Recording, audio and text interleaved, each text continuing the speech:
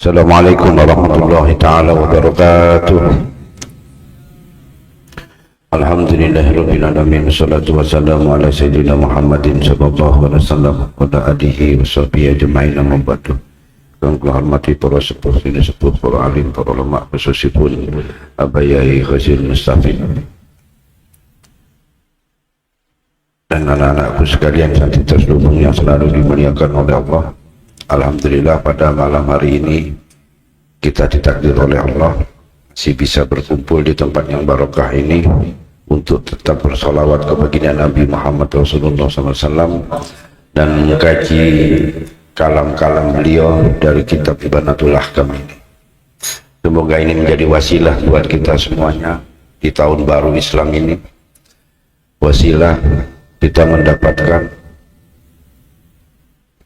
hidayah, maunah, taufik dan inayah dari Allah Subhanahu wa Ta'ala sehingga kita bisa berubah seperti yang disarankan oleh Abayai tadi, berubah dari yang jelek buruk, yang biasa suka misu berhenti, biasa suka melawan orang tua menjadi tawadhu ke orang tua, biasanya masuk keluar rumah tanpa salam sekarang baca salam, keluar masuk ketemu orang tua salim walak-walik. Dulu salimnya gak walak-walik, sekarang harus walak-walik.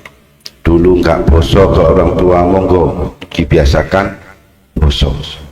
Yang Jawa, yang Madura ya dibiasakan bahasa Madura yang halus. Kalau nggak bisa bahasa itu ya bahasa Indonesia yang benar dan baik-baik. Jadi harus ada perubahan. Itu semoga ditakdir oleh Allah seperti itu. Amin amin ya robbal. Yang kedua, semoga kita selalu mendapat ridho dari Allah, syafaat dari baginda Nabi Muhammad Rasulullah SAW. Dan semoga Abayai dan keluarganya selalu sehat walafiat. Ini beliau ini sakit, ini pilek, tapi alhamdulillah masa. Ini kan contoh buat kita. Hujan, sakit bukan halangan untuk gak hadir sholawatan dan ngaji. Dulu Mbah Hasim itu waktu perang itu bukan hujan air, hujan bom, meriam, tembakan, tapi tetap ngaji. Sekarang hujan naik raih ngaji ini ya eman, jangan, harus ada perubahan di tahun baru ini. Mari kita ngaji ini Nabi Mustafa Muhammad Rasulullah sallallahu alaihi wasallam muslim tanami dari Abu Bakar wa Umar wa Utsman wa Ali Ramil Hasan wa Husain Susan ahli al-kutub.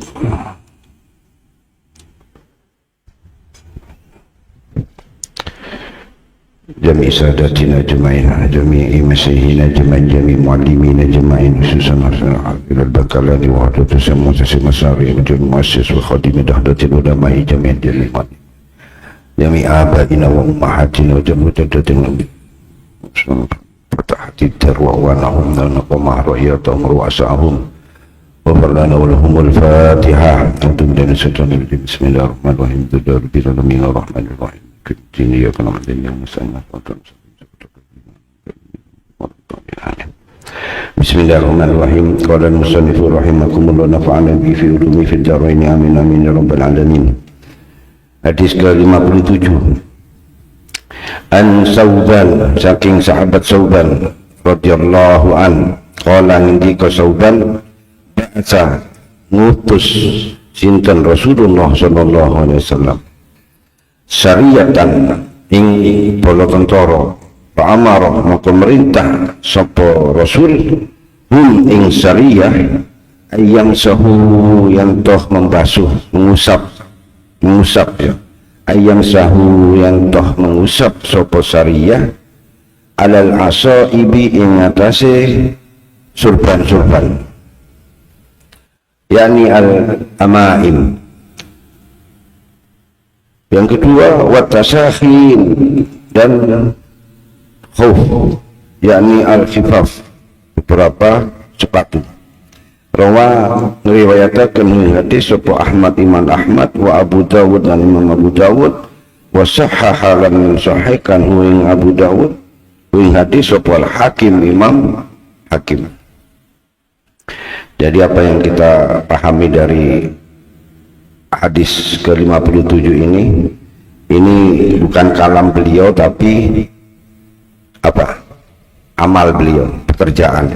Yang kita pahami sekarang ini Rasulullah mengutus syariah. Paham syariah? Syariah itu yang tidak diikuti oleh baginda Nabi, dan itu jumlahnya 300 ke atas, 300 orang tentara ke atas. Kalau Ghazwah itu perang yang diikuti oleh baginda Nabi. Nah, ini syariah, berarti Nabi nggak ikut, cuma mengutus dan memerintahkan kalau wudu nggak usah melepas apa surbannya dan sepatu perangnya nggak usah dilepas. Karena Rasulullah SAW lam ya'li juhdan fit da'wah ila Allah wa kan yadhabu ma'al jaysi bi nafsihi wa abar ulama usirah an dhalik bil ghaswah. Dan perbedaan yang saya terangkan tadi. Wa qad kanat ba'du turuf ta'taridur rasul fa kana yab'atsul muqatilina wahdahum abar ulama usirah an dhalika bis sariyah. Itu perbedaan ghaswah dan syariah. Kalau Nabi ikut berarti ghazwah, kalau Nabi nggak ikut syariah.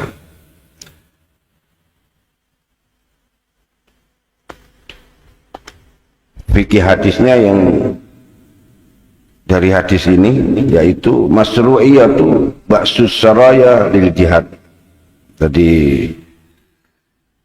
pengutusan syariah untuk perang itu termasuk syariat dari perintah Allah. Yang kedua, ini yang penting, zawazul mashi alal amaim sorban waqad taqaddamal kalam ala dzalik fi fiqil hadis rakam 43, sama dengan hadis yang 43 kemarin. Terus yang ketiga, subutul mashi alal khuffain.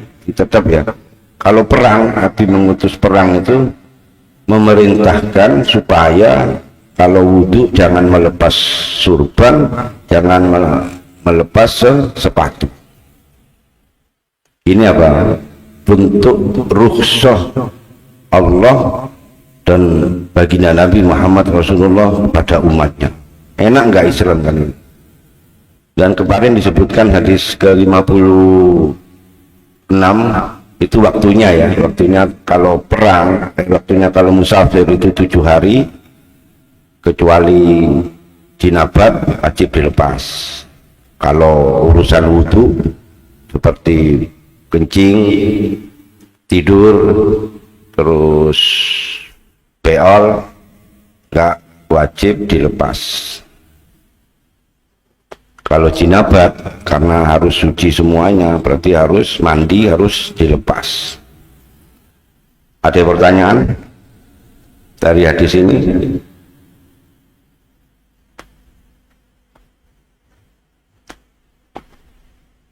Masih sama ya, perintah-perintahnya masih sama, masalah hub dan amaim itu masih sama.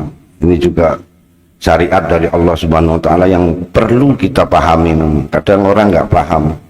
Kalau kita bepergian ternyata boleh sholat pakai sepatu.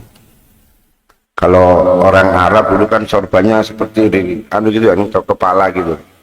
Nah, yang diwajib dibasuh itu yang kelihatan.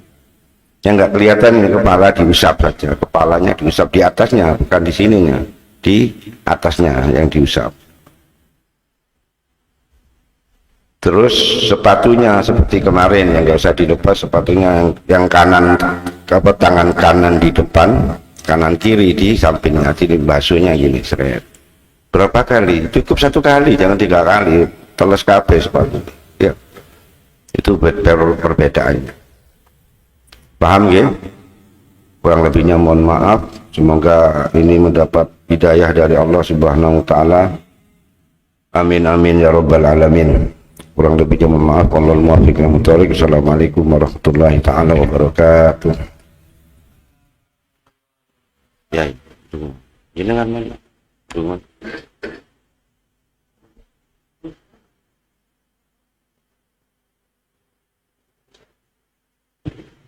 pun tah jenengan alat barokah.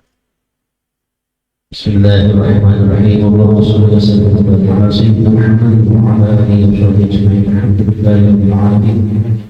ولقد أشرت للعبد من أوصاف تحيي القلوب تهيج الأشجان والله قد أثنى عليه فهم يساوي القول منا ويكون ثنانا لكن حبه في السرائر قد دعا لمدح شفعة ربنا وحدانا وإذ امتزجنا بالمودة ها هنا نرفع أيدي فقرنا ورجانا للواحد الأحد الأليلين متوسلنا بمن إليه دعانا مختاره وحبيبه وصفيه زين الوجود به له حبانا يا ربنا يا ربنا يا ربنا بالمصطفى قبلنا أجب دعوانا أنت لنا يا ذخرنا في هذه الدنيا وفي أخرانا واصلح لنا الأحوال واغفر ذنبنا ولا تأخذ رب إن أخطأنا واسلك بنا في نهج طه المصطفى ثبت أنا قدم الحبيب خطانا أرنا بفضل منك طلعة أحمد في بهجة عين الرضا ترعانا واربط به في كل حال حبلنا وحبال مودة وموالانا والمحسنين من أجاب نداءنا وذوي الحقوق وطالبا أوصانا والحاضرين وسعيا في جمعناها نحن بين يديك أنت ترانا ولقد رجوناك فحقق سورنا واسمع فضلك يا سميع دعانا وانصر بنا سنة طه في بقاع الأرض واقمع كل من عادانا وانظر إلينا واسقنا كأسا لنا واشف وعاف عجلا مرضانا واقض لنا الحاجات واحسن ختمنا عند الممات واصلحا عقبانا يا رب واجمعنا وأحبابا لنا في دارك الفردوس يا رجوانا يا رب واجمعنا وأحبابا لنا في دارك الفردوس يا رجوانا يا رب واجمعنا وأحبابا لنا في دارك الفردوس يا رجوانا بالمصطفى صل عليه وآله مع حركات ريح الصبا غصانا سبحان ربك رب العزة عما يصفون السلام على المرسلين والحمد لله رب العالمين الصلاة والسلام عليك يا سيد المرسلين الصلاة والسلام عليك يا خاتم النبيين الصلاة والسلام عليك يا من أرسله الله رحمة للعالمين ورضي الله تعالى عن أصحاب الرسول أجمعين الحمد لله رب العالمين اللهم احينا بحياة طيبة الله واسع رزقنا رزقا حلالا طيبا مباركا ويسر لنا زيارة مكة والمدينة ويسر لنا زيارة مقام رسول الله والصلاة الجماعة في مسجد الحرام والصلاة الجماعة في مسجد النبوي الدعاء في روضه يا الله يسر لنا بالحج والعمرة رحمتك يا أرحم الراحمين وأمتنا بحسن الخاتمة ربنا آتنا في الدنيا حسنة وفي الآخرة حسنة وقنا عذاب النار اللهم اختم لنا بحسن الخاتمة يا الله بها يا الله بها يا الله بحسن الخاتمة